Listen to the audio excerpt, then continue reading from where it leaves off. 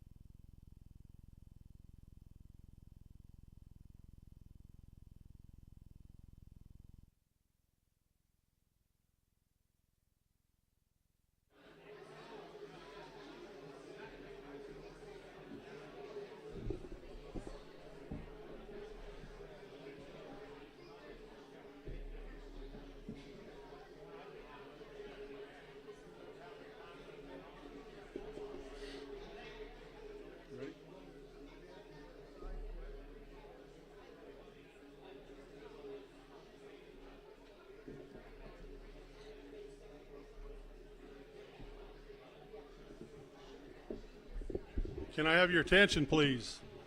We'll go ahead and get started. Good afternoon. I'm Craig Crossland. I'm the president of the Board of Trustees. I want to take this opportunity to welcome each and every one of you to the 77th annual meeting.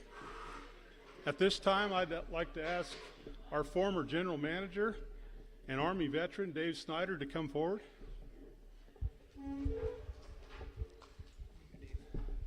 And Dave's going to lead us in the Pledge of Allegiance. I think he has a request. Hello. First of all, I'd like to ask, I would just like to ask all of the veterans to please stand up. All veterans, please stand up. Thank you very much for your service. Thank you all. Now, if everyone, if you are able, please stand up.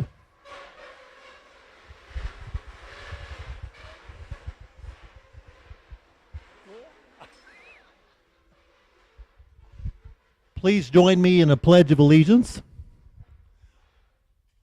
I pledge allegiance to the flag of the United States of America and to the republic for which it stands, one nation, under God, indivisible, with liberty and justice for all. Thank you.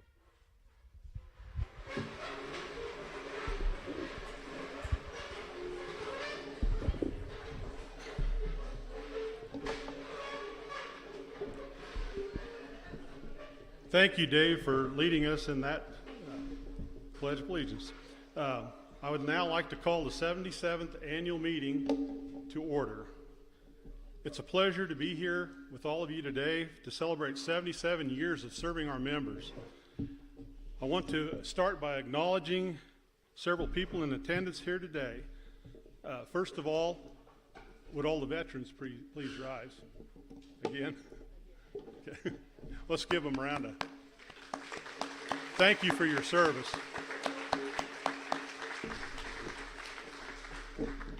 Cooperative employees, we'd like to thank you. They're the key to our success and future. Retired employees, we have Greg Stahl and Sandy Smith. What we have here today is due to what others have built before us. Thank you for the past service to our members. Okay, now I'm going to go on and introduce the trustees and their spouses. Once again, I'm Craig Crossland. My wife Linda's right over there. We live southeast of Waukena here. And I'll just let, I guess, Landon, you want to start?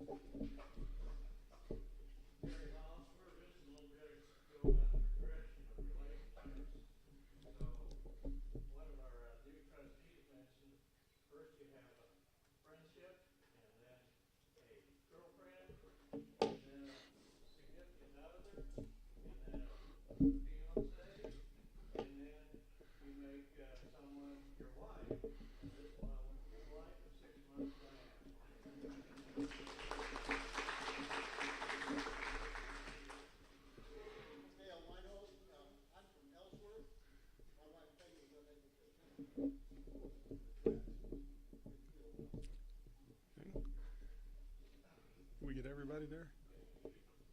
Oh, Sue, did she? Okay.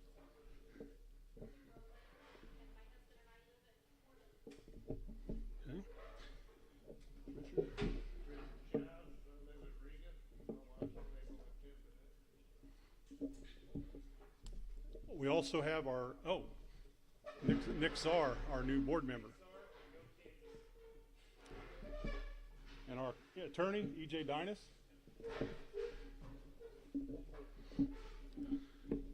Past trustees, we have Mr. Larry Evans right there and Melvin Keller right there. Thank you, guys. We'd also like to thank Solutions North Bank for the flowers at our head table here. Some local elected officials. We have Irene Dirks back here. She's a mayor of Waukegan, Jerry White, who's a Trego County Commissioner. With Sunflower Electric Power Corporation, we have Stuart Lowry, who's the president and CEO. Claire Guston, the vice president of Member Service and External Affairs. Annie Herbert, she's the key accounts director. James Brungart, manager of regulatory relations. And Nikki Faunensteel, member services manager. With the Kansas Electric Cooperatives, the staff we have with us, Vicki Estes, and she's the director of communications for the KEC and the editor of the Kansas Country Living magazine. We also have former accountant Bob Hall. He's retired. Thank you, Bob. Cooperative guests from our neighboring co-ops is John Atkins. He's the director of member services at Prairieland. Before I introduce the legislators, are there any other guests that we missed, that I missed, or here? Okay. And finally, as I introduce each of the legislators in attendance, I'd like to offer them the opportunity to say a few words to the membership. First of all, Senator Rick Billinger. Yeah, back up. They got a mic for you here, Rick.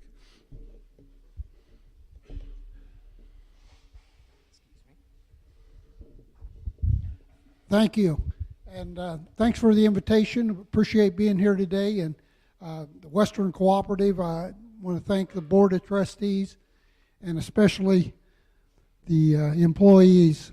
I know you guys did a tremendous job back on the wildfires, and thank you for all you did. I know it was a tough situation. I also just mention a few things as far as what's going on in Topeka. As you've probably all read, there's a pretty good surplus of dollars, so we've tried to pay down our debt, put some money into savings, put additional money into capers, and those type things. So I think we did a few good things. There's a little small tax cut coming on property. There was 20 mills that you get exempt on your property tax. We've raised that to 40. So it's a little something, but I think we just need to be cautious as we go forward. The food grocery sales tax is going to go down 2% starting in January. There again, that's going to cost over $500 million. So we have to be very cautious as we go forward with that. We had tried doing that a couple years ago, and we offset it with sales tax revenue that we were getting from the internet. So we had to offset that, but the governor had vetoed that 2 years ago, so now we're starting from scratch, and we want to be very careful that those $500 million don't come back on property tax. So with that, thank you again. I appreciate the opportunity to be here and visit with you today. Thanks.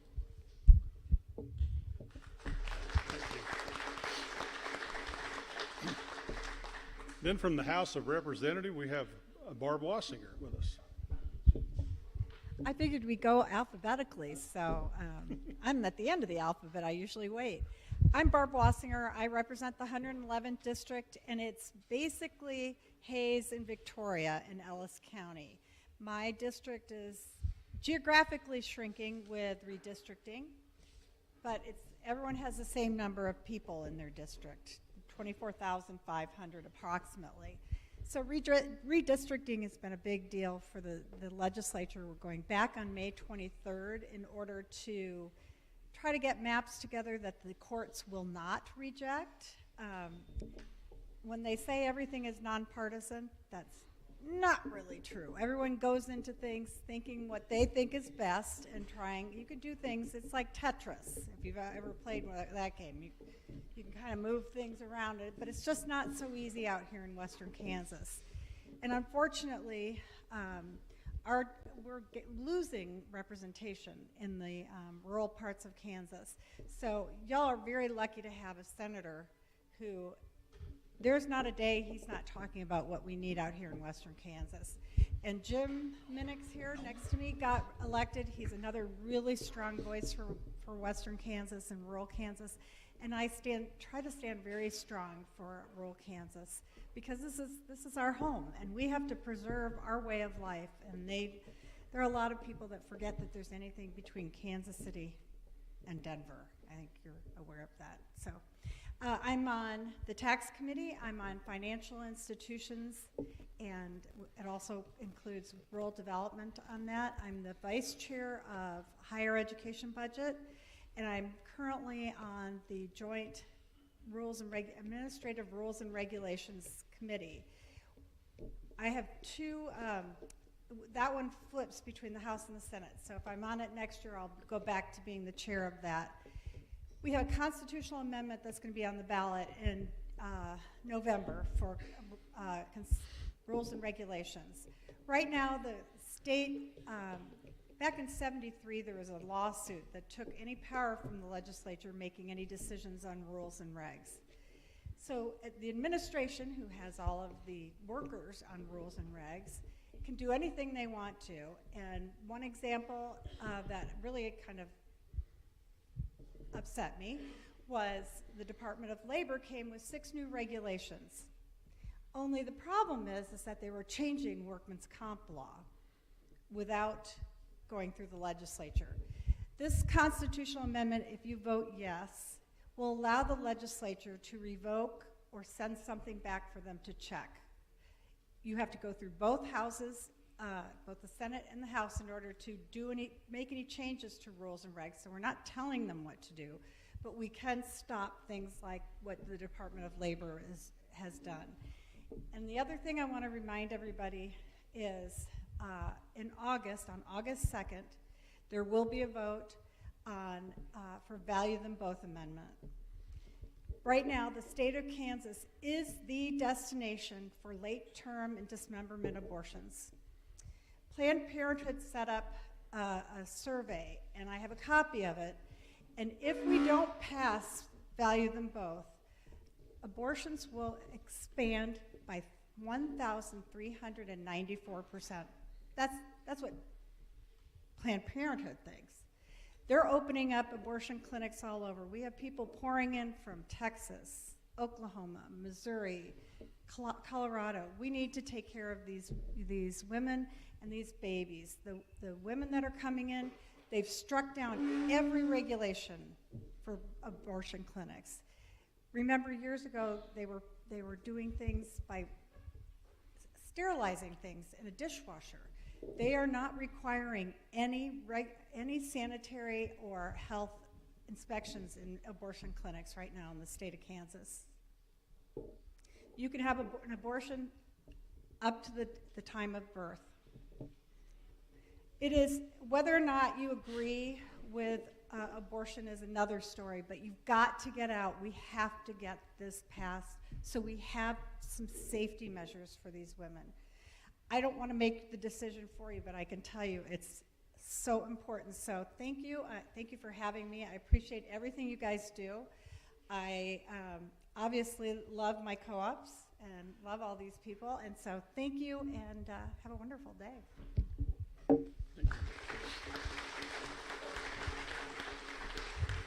Next, we also have House of Representatives Jim Minix with us.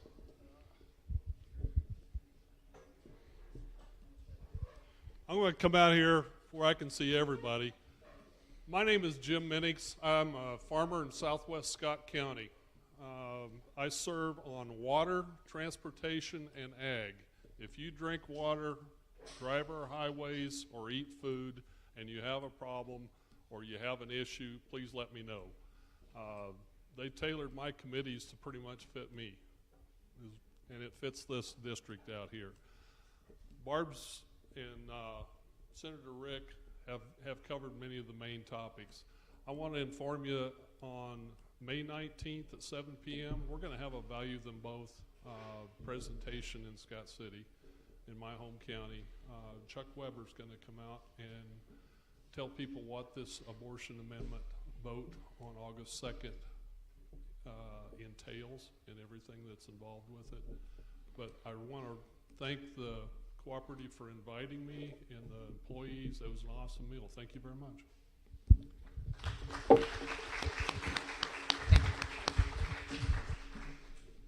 Thank you, all the representatives.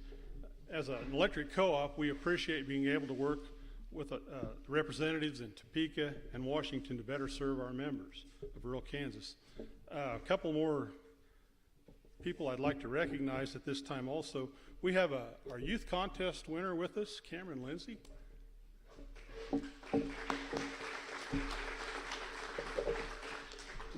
And then I'd also like to recognize all of our staff back at the back room. They served the meal today, did a super job of it. They do a super job of taking care of business. I want to give them a big hand. And also, I don't know if the caterer is still back there or not, Hometown Catering, correct? Yeah, the name of it, she, for our meal today.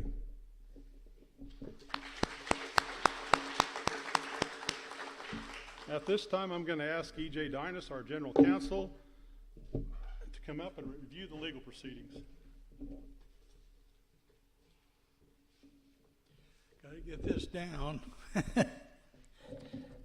I'm E.J. Dinas, attorney for the co-op here, and my job here is to, the meeting's been called to order, and the bylaws say that we have to have at least 20 people in attendance before we can do business. I've checked with the people at the registration desk, and at that time we had 66. We may have a few more. I know there's more than 66 here, but the spouses sometimes don't get, they get counted and then they don't, but with a joint membership, only one person gets to vote. And therefore I declare that we do have a quorum and that we can do business. Now, unless there are any objections, I'll entertain a motion to dispense with the reading of the official notice. Okay, we have motion, second. Thank you. All those in favor say aye. Good. Thank you. Motion passed. Now, also, I have to report on the proof of mailing that we have on hand. The mailing was mailed on April 1st, 2022 by Quick Print in Topeka, and they have mailed everybody the official notice and ballots to the members of Western Co-op Electric in compliance with the bylaws of the cooperative. If you want to see that proof of mailing, I can provide it to you. Thank you.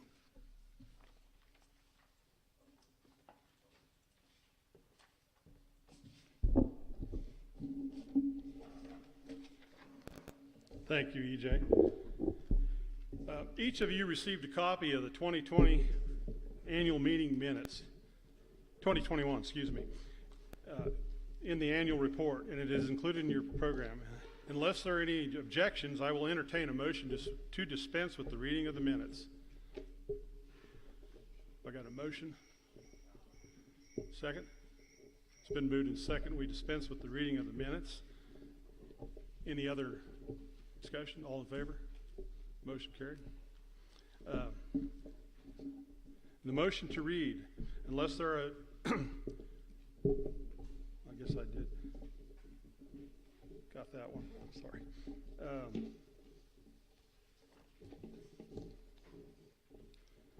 At this time, it's my pleasure to introduce our general manager, Mr. Tom Ruth,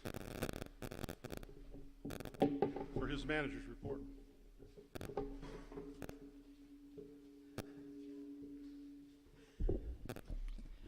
Thank you, Mr. Chairman.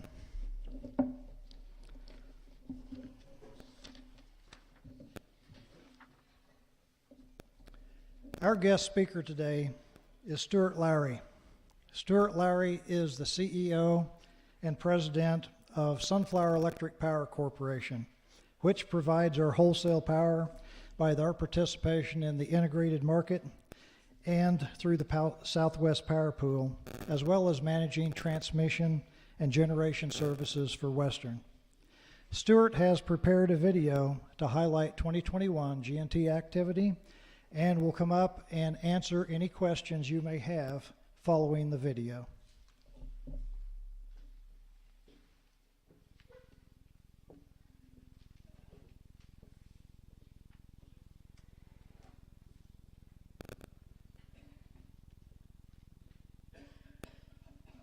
Hi, my name's Stuart Lowry. I'm the president and CEO of Sunflower Electric Power Corporation. We provide wholesale generation and transmission services to Western and to the other 6 members of Sunflower. The cost of the services that we provide to all of you represents about 60 to 65% of the electric bill that you pay every month.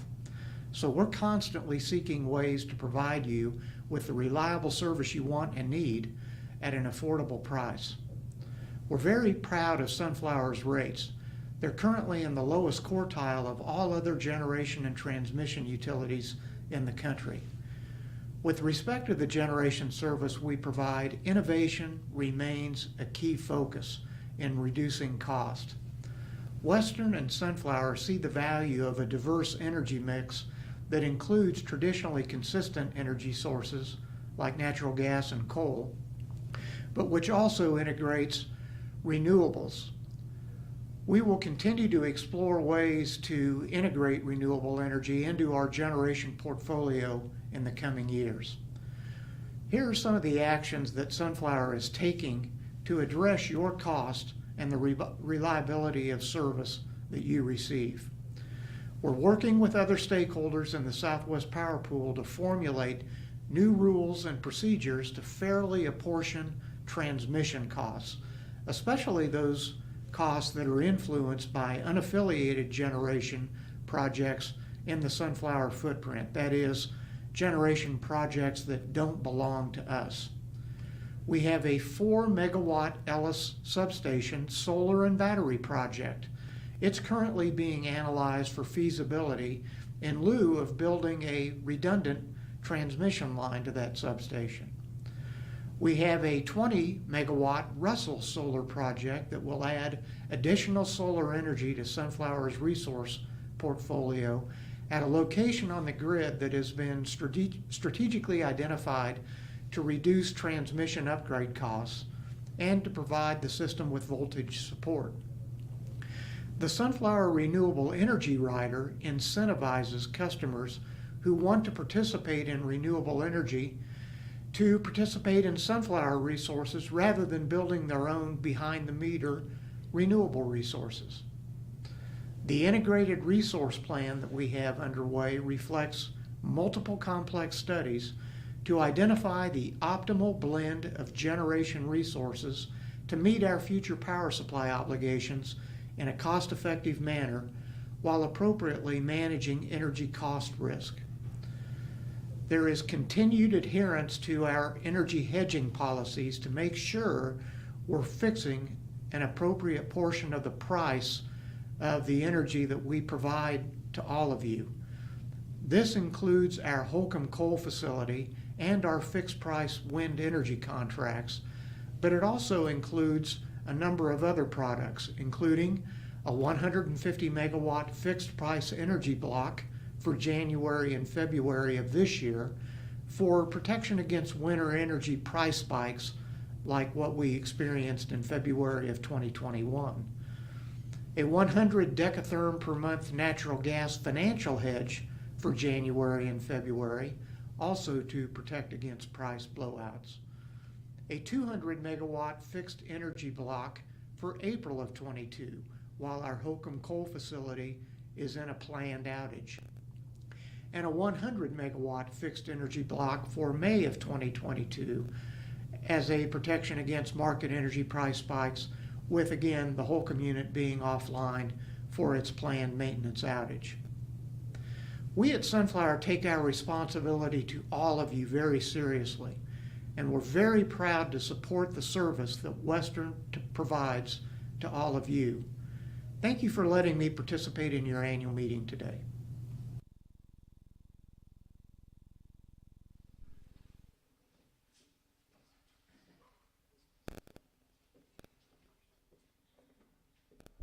Afternoon, everybody.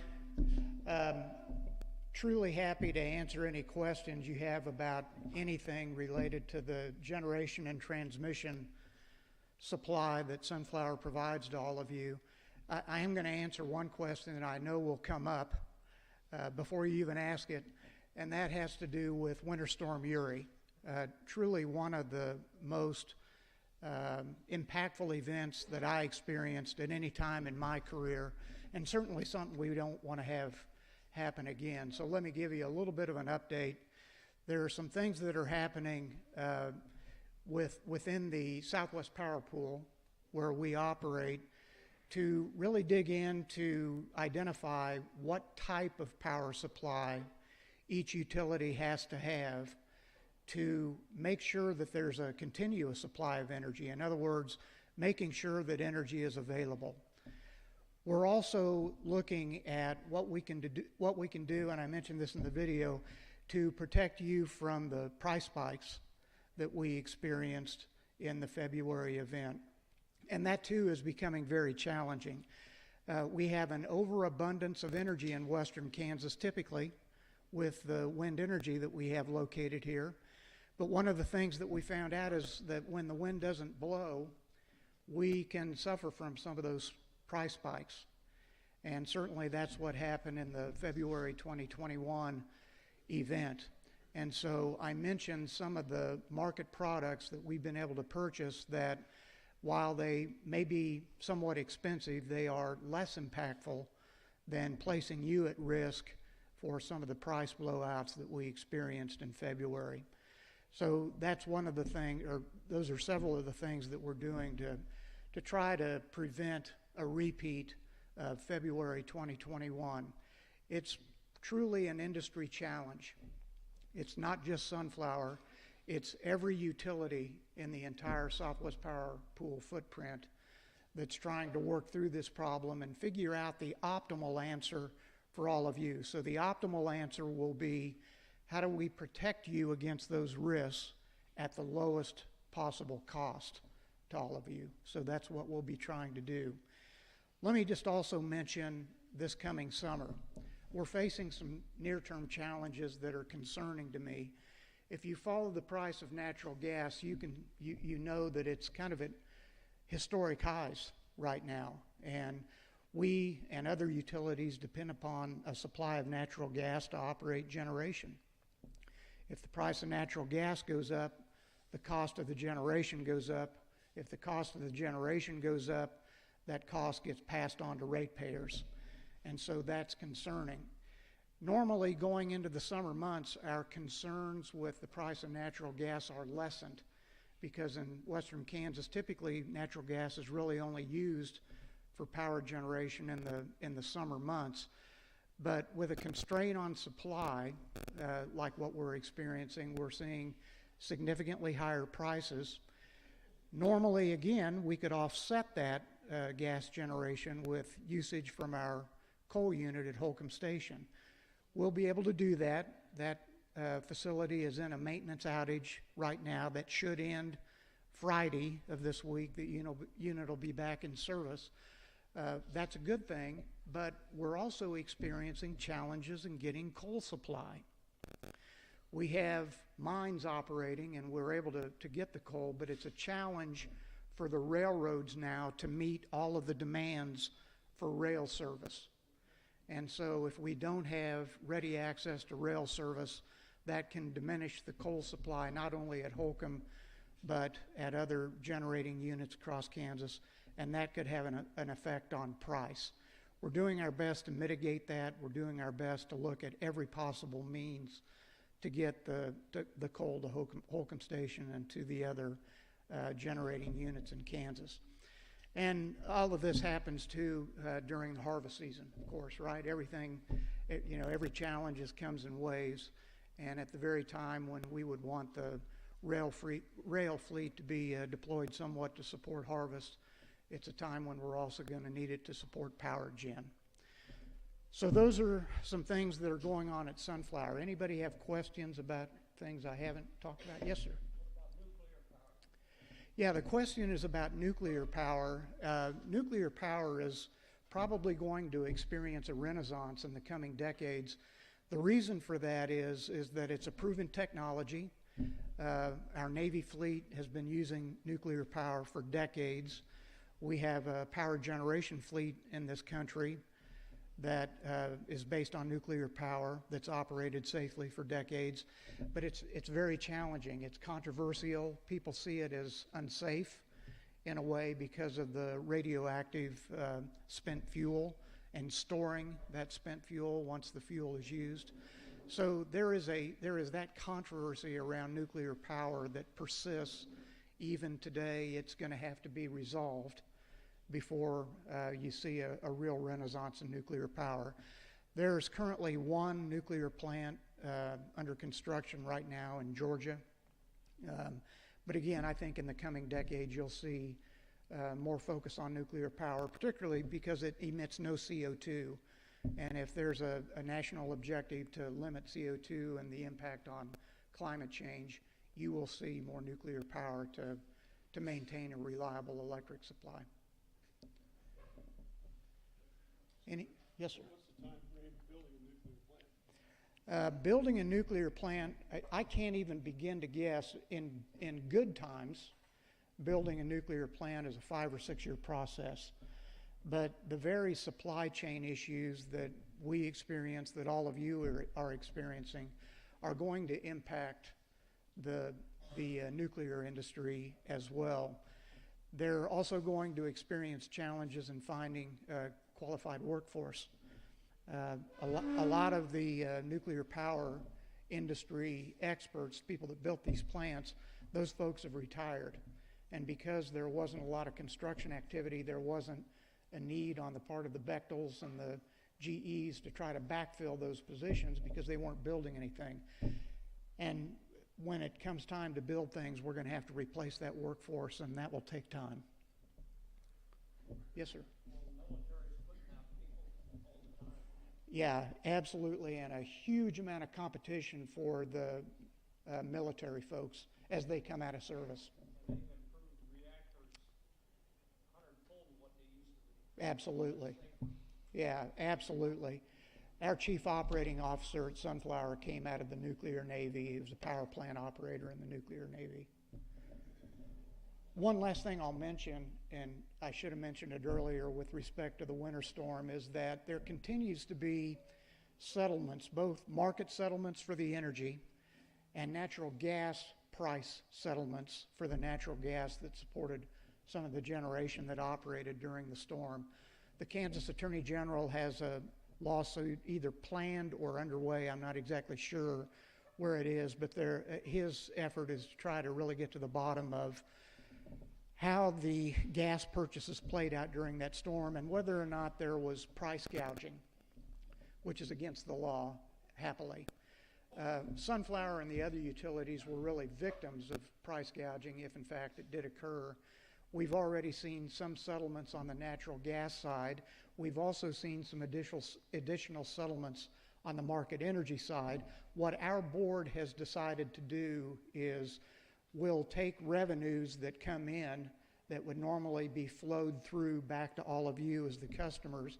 We're going to hold on to those briefly until we find out if we're going to also have any charges coming back from other market settlements. We offset those charges against the revenues that we receive, and the net would be the benefit that all of you would see as a credit to your bill, if in fact that's the way it plays out. Currently, right now, I think, and James is here, I'll double check, are we about $5 million to the good in overall market settlements? If we settled everything else out today, we'd be able to have about $5 million to refund to customers. But there may be some additional market charges coming from that winter storm. Any other questions? Yes, sir. Stuart, can you give me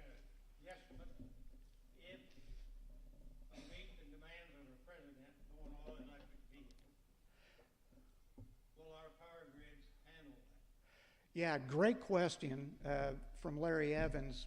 Can our power grid meet the demands of the penetration of electric vehicles that we think we might experience? The short answer is today, no. We are really going to need to upgrade the grid to meet the demands of EVs if EVs materialize as they're projected to. We've been working with Burns & McDonnell, which is an engineering firm based in Kansas City, to estimate the amount or the number of electric vehicles that we would experience in western Kansas. And I can tell you the estimates would mean pretty significant upgrades to our transmission system if they materialize. Now, the good news is that the EV explosion, if you will, is not going to happen all at once. It's going to happen over a period of years, and we'll be able to make the upgrades necessary to serve that load over a period of years. Well, thanks again for letting me be here today. I appreciate the opportunity. I also want to express appreciation to the Western trustees who serve on the Sunflower Board and dedicate their time and energy to helping our business be better. Frank Joy is our director. Sue Roletter is our alternate director on the Sunflower Board, and Tom Ruth, of course, is a director on the Sunflower Board. So we very much appreciate their service and their support of Sunflower Electric. Thanks again. Appreciate the opportunity.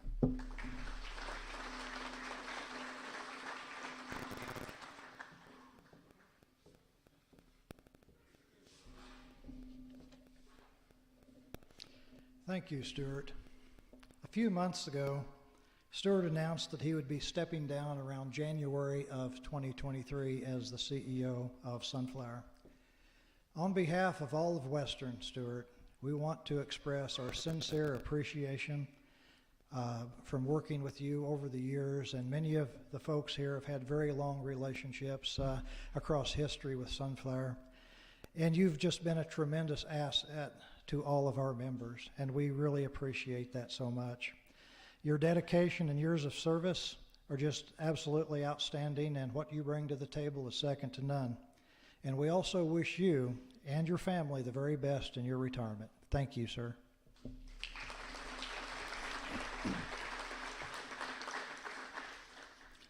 And now we have a short video by Western employees talking about some of the new technology that Western implemented during 2021.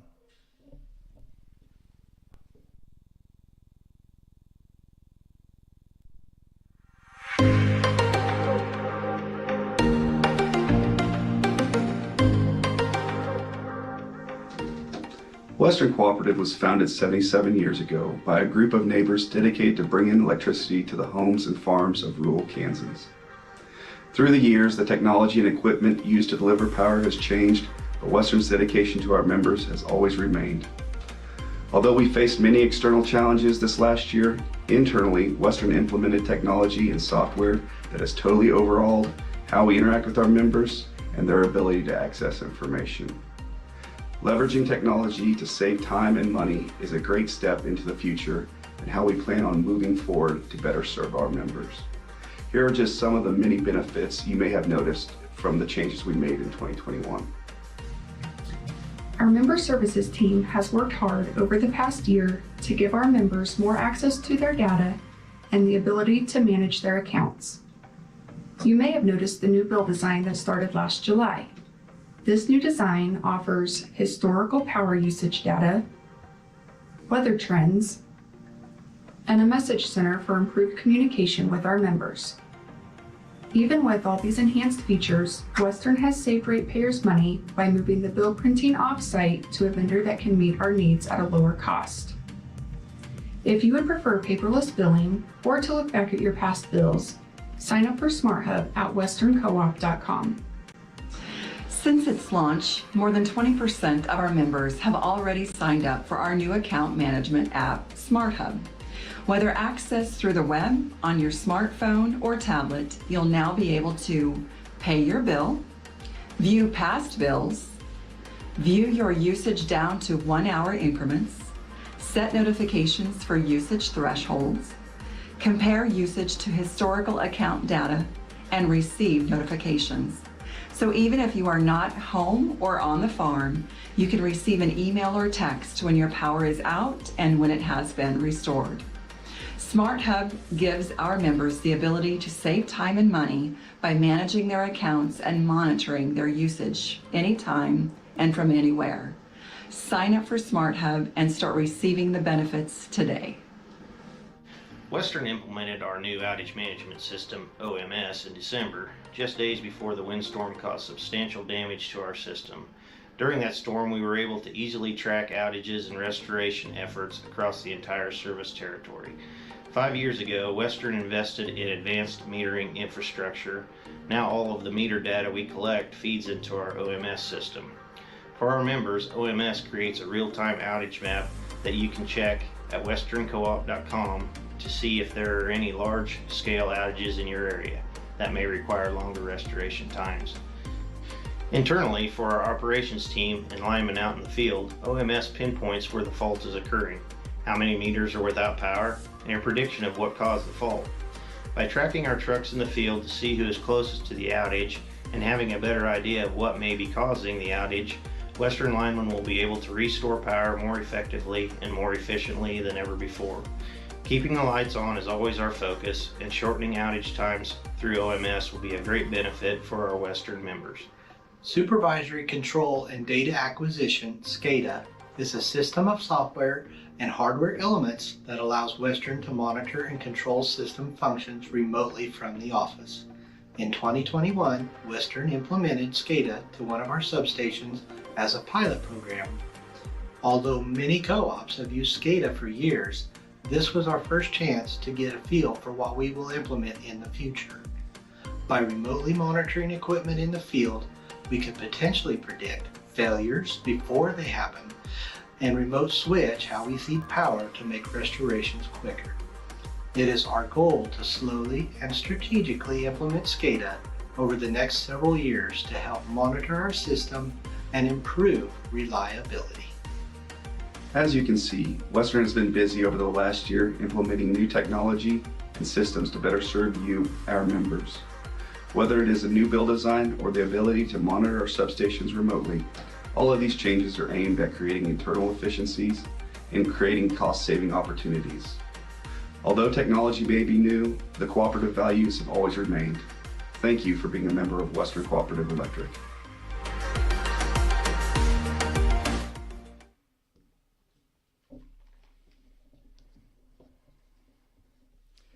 "2021 was an extremely challenging and busy year for our employees.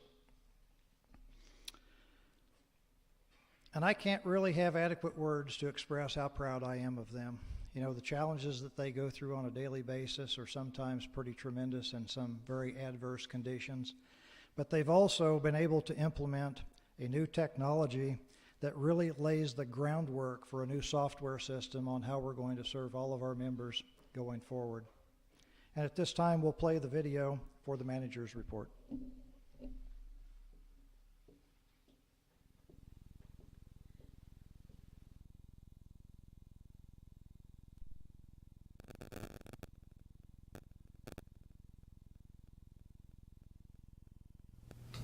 Hello, I'm Tom Ruth, General Manager of Western Cooperative Electric. This video provides an update on your co-op's 2021 performance. It encompasses several aspects of our business and highlights areas where we performed well and where we have opportunities for improvement. 2021 was a year filled with challenges and innovation. While the electric industry has experienced significant changes since Western's inception in 1945, our core mission and values remain steadfast as we continue moving forward together. We thank you, our members. We exist to serve you and recognize the kindness and understanding you have shown during challenging times.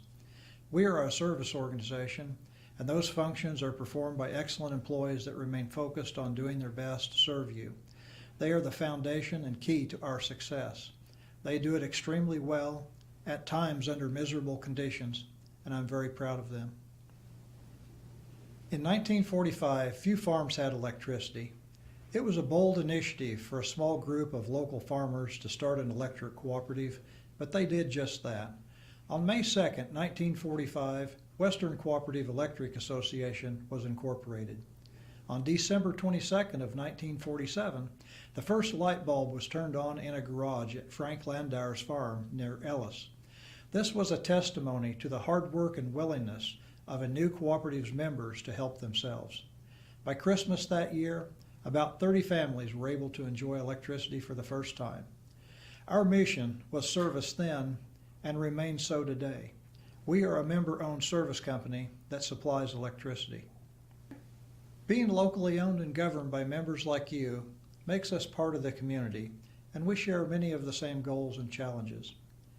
Western service territory consists of over 4,000 miles of power line across 13 counties and provides service to more than 12,000 accounts. Our service territory consists of 3 districts. Each of those districts is represented by 3 trustees who make up our 9-member board. Your democratically elected Board of Trustees live in the rural communities they represent. The democratic nature of cooperative governance ensures that the cooperative board and management are responsive to local communities rather than the profit interest of shareholders.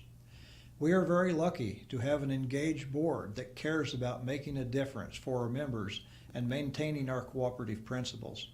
In addition to being locally governed, Western also serves 19 franchise communities. Concern for the communities we serve is a cooperative principle and will continue to be part of our core values. Giving back to those we serve is a large part of the cooperative difference. Western has several programs aimed at improving the lives of our members. This last year, Western gave $15,000 to 15 local nonprofit organizations through our Sharing Success Fund. For public safety education, Western performs free electrical hazard safety training for first responders, businesses, and schools. Nearly $30,000 has been donated by members through Operation Roundup to help others since the program started in 2016. Since 1964, Western has sponsored 178 students in Cooperative Youth Tour and awarded nearly $35,000 in local scholarships. Although our students were not able to travel in 2021, winners were awarded $1,000 scholarships and participated in a virtual leadership conference. Western's 2021 Cooperative Youth winners are Maggie Brule, TMP Marion High School. Maggie was also selected as the statewide youth spokesperson for the Kansas Electric Cooperatives. Lauren Patman, Golden Plains High School. Brooke Herman, La Crosse High School. Tyra Schultz, Wheatland High School. And Yosef Mustafa, Ellsworth High School, was selected as our Darrell Brown Scholarship winner. The youth of America are the future of the cooperative way of life. Engaging these future leaders and helping shape the leadership of our communities is a cornerstone of the cooperative business model. Successful long-term planning requires analyzing issues and balancing the level of service with cost while managing risk. In 2021, the Board of Trustees engaged in strategic planning to identify and prioritize challenges and opportunities related to equity, capitalization, depreciation, recovering the cost of service, electric vehicle adoption, renewable energy, distributed generation, and cybersecurity. Here's a high-level view of 2021 financial performance. This compares 2020 to 2021 performance and shows the 2022 budgeted forecast. Revenue was 4.1% above budget, mainly due to higher wholesale power cost and Winter Storm Uri cost recovery. Sales have recovered considerably from 2020, but were lower than budget.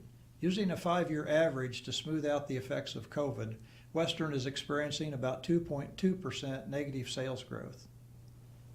Our cost of power was 7.7% above budget, resulting in margins 1.5% below budget. The increased cost of power was primarily driven by an increase in the cost of natural gas. Expenses were under budget by $1 million due to capitalizing more labor and benefits than originally budgeted. Operating margins and patronage capital were above budget due to the combination of slightly higher revenues and lower expenses mentioned previously. Assets have continued to grow as we rebuilt older parts of our system and made needed repairs from storm damage. Over the last 5 years, our annual increase in total utility plant has averaged about 4%. Liabilities have also increased due to borrowing for investment in system construction, as well as a short-term loan to cover Winter Storm Uri cost. Equity, your member ownership in the cooperative, has also increased, but equity as a percent of assets slightly decreased to about 44%. Detailed financial statements can be found in the annual meeting brochure, notice of annual meeting, and posted on our website. This graph represents the megawatt hours sold. You can see the sharp decline in 2020 sales compared to previous years and the slight rebound in 2021. Many businesses and communities that were shut down have started to rebound, but sales remained well below previous years. The cost of wholesale power has remained relatively constant over the past 5 years, but increases in the natural gas price used to generate power was the primary driver of higher wholesale cost in 2021. Here is the expense breakdown showing where your dollars are spent. Purchase power represents 63% of our expenses in 2021. This is a typical percentage for a rural co-op regarding wholesale power cost. As a not-for-profit cooperative, we work to deliver affordable, reliable, and safe energy efficiently. Due to higher inflation, higher prices in supply chain, and increases in natural gas and fuel cost, Western is performing a cost of service study in 2022. Western's residential rate is currently the 5th lowest among the state's 27 electric cooperatives, but we must ensure that cost recovery keeps pace with the current economic climate. Assets have been increasing steadily due to our investment in physical plant to improve reliability. Total utility plant has averaged about 4% increases annually over the last 5 years. This is one of Western's strengths. Debt remains relatively stable and interest rates low. Despite the financial challenges of the past few years, and while Western remains fiscally strong, costs are increasing. Economic participation is one of the benefits of being a member owner in the cooperative. In January, we retired nearly $1.4 million in capital credits to our members. Since Western's inception, more than $28 million has been returned to our members. This is a measure of all patronage capital retired over time to our members as a percentage of total patronage capital, including total margins and equities currently on Western's books. It is a reflection of the overall philosophy of Western towards the retirement of capital credits. Of the percent of capital credits refunded, Western is outperforming the U.S. and Kansas median at 38%.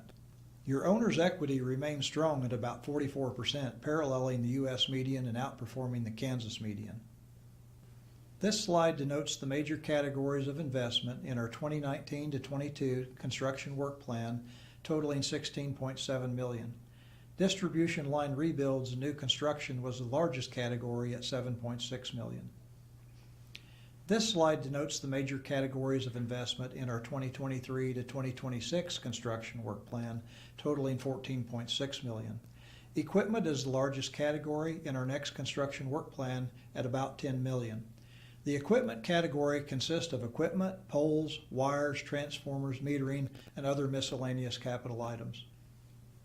In the big picture, safety culture is the key to managing risk. Through employee ownership of safety, injuries are reduced. We have increased our level of communication through our website and Facebook to keep you informed during significant events and outages. Strategic planning by our board emphasized equity, cash flow, and financial stability.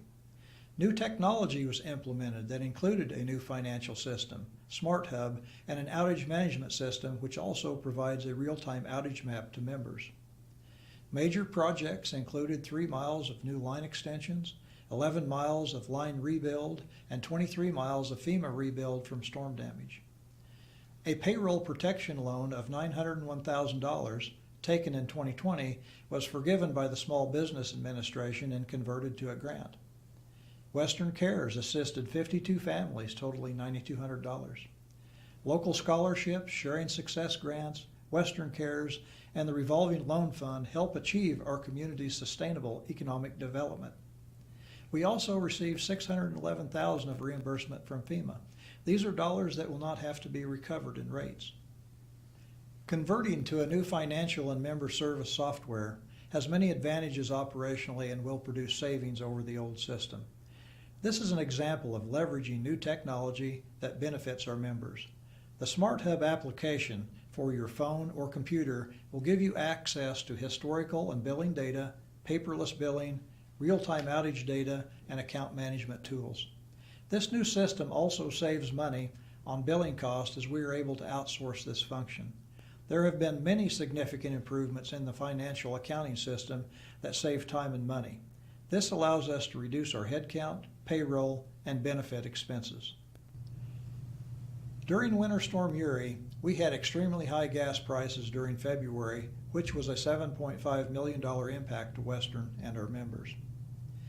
During our December 15th windstorm, we sustained winds exceeding 100 miles per hour, where we lost over 400 structures within a few hours at an estimated cost of $1.8 million.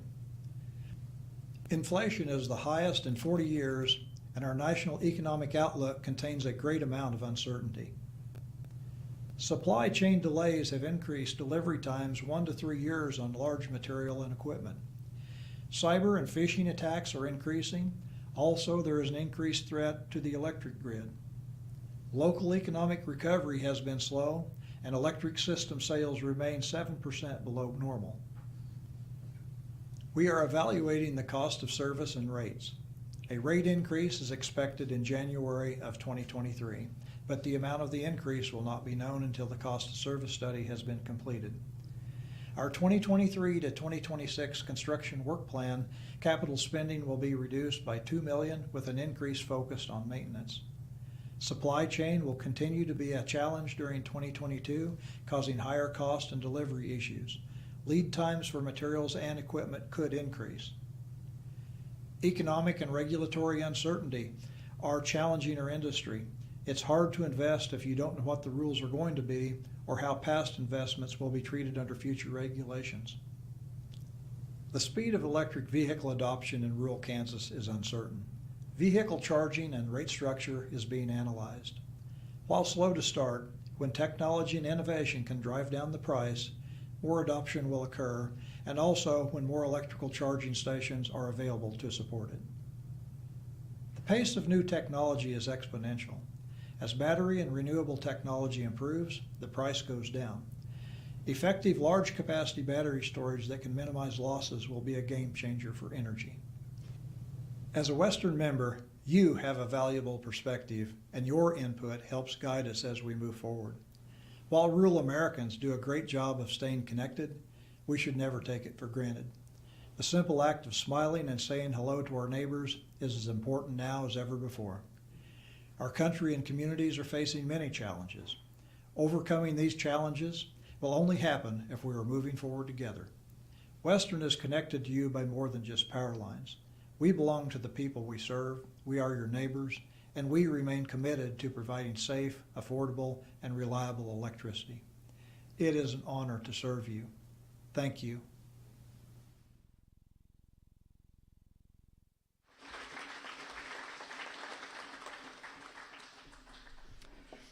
Also, these videos and manager reports will be available, on our website, after this meeting is concluded today.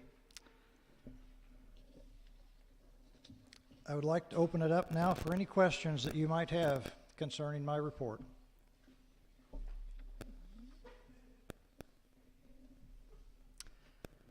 If none, one thing that I want to say before I turn it back over to our chairman is that you are some of the best people in the world right here in the Midwest. This is still the heartland of America. This is still a place where people have values, and that matters. It mattered in the values that were created in our co-op in 1945, and I think those values are even more important today than they were whenever we were founded, and I think our country needs it even more. But to you, our members, we say thank you for your patience and your understanding. You've been hit with so many things out there this year with our outages and all the other challenges that we faced, and your support has just been steadfast through the whole thing. So I really thank you so much. Mr. Chairman.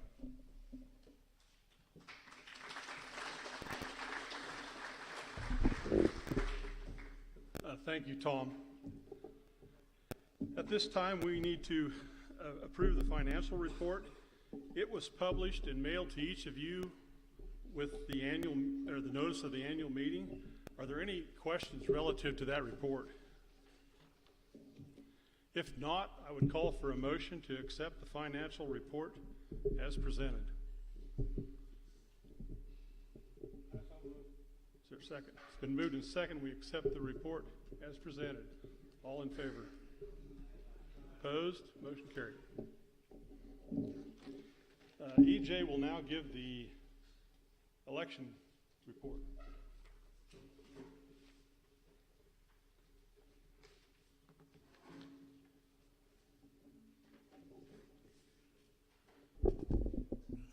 The nominating committee was appointed in December of 2021.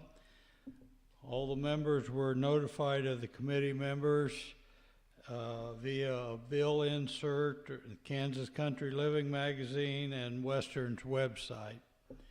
The nominating committee members included in District 1, Harry Cron, Mike Peterson, Keith Kennedy. In District 2, Marion Fabricius, Brian Staub, and John Kupich Jr. In District 3 was Chuck Link, Janet Carswell, and Doug Manhart. The Credentials Committee did meet on May 2nd at the Western Cooperative Office to count and verify the election results. Those committee members that counted the vote were Harry Cron, John Kupich Jr., and Doug Manhart. As to the election results, the people receiving the most votes in District 1 was Susan Roletter, in District 2, Frank Joy, and in District 3, Nick Czar.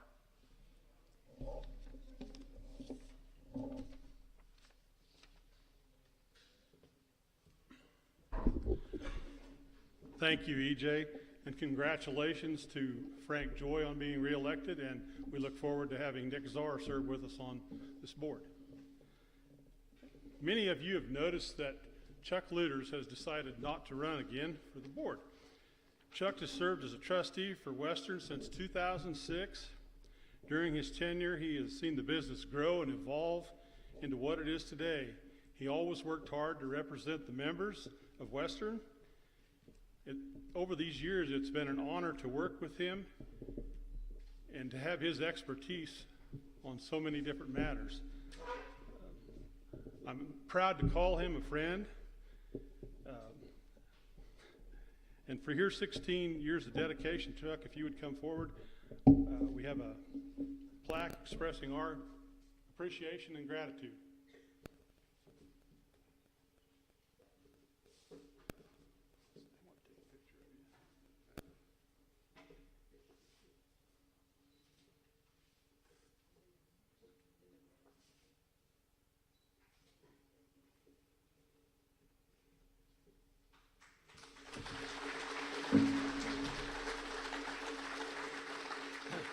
At this time, I'd like to ask Chuck to say a few words, a lot of words.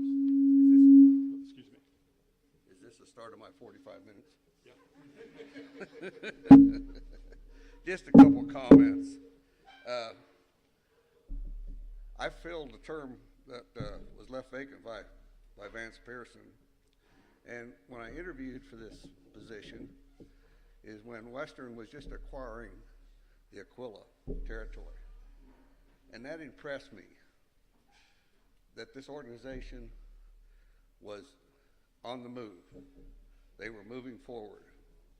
And today, they're still moving forward. So, this has been educational, challenging, rewarding, but most of all, fulfilling. Thank you.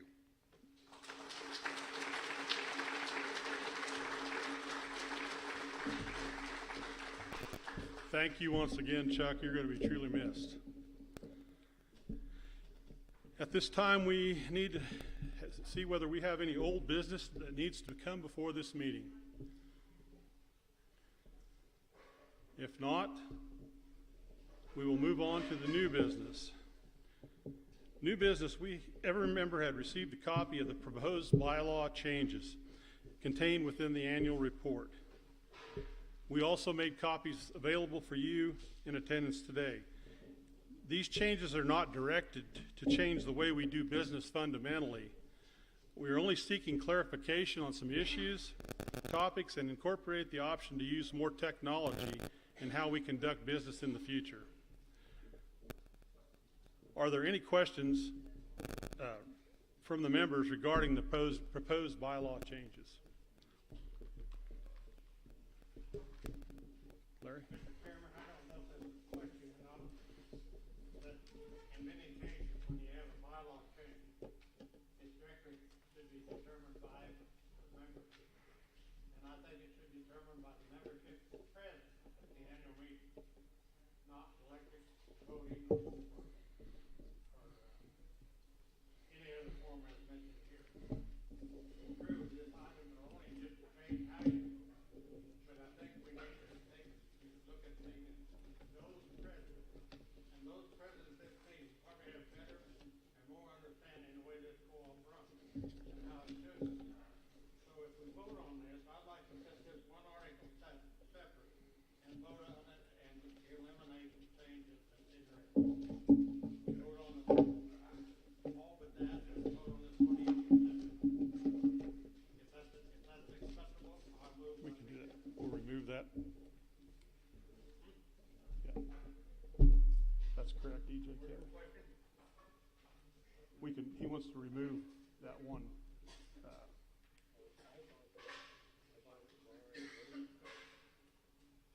No. No, it's not. You can separate them. Which, It might not change anything, but at least we'll know what this group representing your membership wants to know about voting. That's all it is, this is. But it could grow into something bigger. I think the membership should be totally informed about anything that changes within the model. The other stuff on there, I have absolutely no problem. And I've been, well, I'm sure, for 43 years. And our membership at this annual meeting is starting to dwindle. If we had different ways to vote and stuff, it'd dwindle even more. And that's what I don't want. That's one way I think if you change the bylaws, it ought to be those present at the annual meeting. I don't have it in front of me. Thank you. So we want to pull.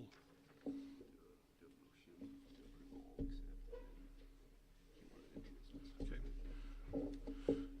We want to remove, or Larry's asked to remove section 3.05 on the voting from this motion, and we'll vote on it separately.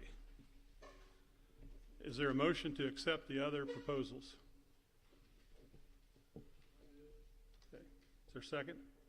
It's been moved and second. We accept the rest of the clarifications and proposals of this presentation. Any other discussion? All in favor? Aye. Opposed? Motion carried. Now we'll take up the purpose of the change was to allow for electronic voting at the board's discretion. Is there any other discussion on that? You want to field that, Nolan? So with the technology that we implemented this last year, there'll be the possibility to sign on to your account and vote through your Smart Hub account. It's nothing that we're looking at implementing in the near time, but it is a possibility for the future. And one of the things too, the board will still have discretion whether or not to do that, to allow it or not also in this motion or in this proposal. You would still have to sign on to your account. You'd have to have your username and password to verify that you are that member doing the vote.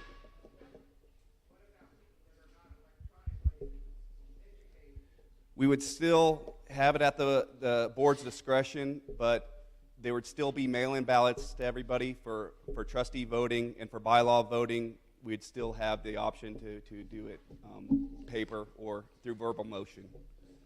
All of these changes, however the voting would be communicated to the members prior to any sort of vote, and how it would be conducted as well.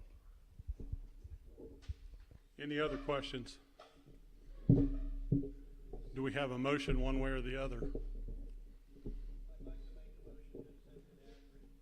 it's been moved. We accepted it as presented. Is there a second? It's been moved and second. We accept as presented. Any other discussion? All in favor? Opposed? Let's raise our hands. All in favor?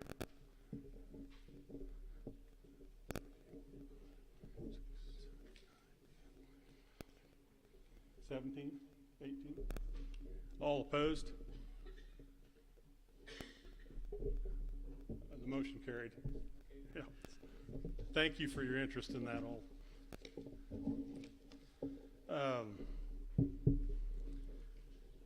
Do we have any other new business that should come before this meeting? Anyone have anything else? We will move on then. We want to thank all our meeting sponsors who donated door prizes that are over here. The winners were selected at random from the registered attendees.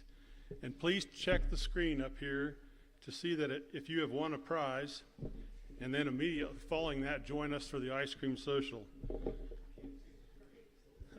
I'll announce the prize winners here after Okay. Chairman joins the meeting. I'm going to go ahead and declare this meeting adjourned, and Nolan will announce the winners then. Thank you, Mr. Chairman. So if I call your name, please come up and claim your prize. The wireless speaker, Richard Kreitzer. The popcorn popper, Corleen Mung. The magic mesh bug zapper, Gilbert Augustine. The cooler bag chair, Alan Austin. Smart Wi-Fi plug-in, Eileen Baylors. Another one of the smart Wi-Fi plug-ins, Vesta Russell. We have our 40-inch smart TV, and that's Ronald J. Hurl. The Pioneer Woman Crockpot, Johnny Howard. $25 Amazon gift card, Thomas Pinka. $25 Dillon's gift card, Gerald Armbruster. $25 Cabela's card, Jim Kramer. The $25 Home Depot card, Chad Chindaller. $50 Cabela's gift card, Dave Ince. We have another 32-inch TV, and that's Harvey Heyer. We have a soft cooler, and that's Christina Lowry. The Nutra-Veggie fruit slicer, Dalton Nuttall. Quad burst LED light, Jerry White. Hamilton Beach blender, Ethel Evil. Kodiak lantern, Gretchen Hayflicker. We got a handmade wooden bowl donated by Chuck Looters, and that goes to the Zion Lutheran Church. We have a Brant's Market gift box, Robert Zeman. Another Brant's Market gift box goes to C's Farm. And Brant's Market gift box, Albert Yonke. And finally, if you signed up for the drawing for the Smart Hub print, the pet print, that winner is Carol Hamblin. So if you heard your name, please come get your gift, and we'll adjourn to an ice cream social following the meeting. Thank you.